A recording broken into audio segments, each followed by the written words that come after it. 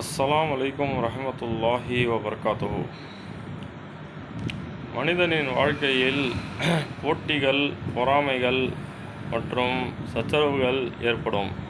தன்னுடைய வியாபாரம் முன்னேறுவதற்காக நாம் பாடுபடுகின்றோம். நாம் ஒரு வியாபாரத்தை செய்கின்றோம். ஆனால் அதே வியாபாரத்தை மற்றொரு நபர் செய்கின்றார். அதனால் நம்முடைய வியாபாரத்திற்கு நஷ்டம் ஏற்படுகிறது என்றால் அதற்காக நாம் கவலைப்படக்கூடாது. அதற்காக நாம் அல்லாஹ்விடம் துஆ கேட்க வேண்டும். அந்த வியாபாரத்தில் நாம் லாபத்தை பார்ப்பதற்காக முயற்சி செய்ய வேண்டும். பல வழிகளை தேட வேண்டும். அப்படி அந்த வியாபாரம் நாம் செய்ய முடியவில்லை என்றால் நாம் அல்லாஹ்விடம் துஆ கேட்டு நம்முடைய வியாபாரத்தை முன்னேற்றுவதற்காக நாம் முயற்சி செய்ய வேண்டும். பிறருடைய உதவியை தேட வேண்டும். பிறருடைய உதவியை கொண்டு நாம் முன்னேறுவதற்காக முயற்சி செய்ய வேண்டும்.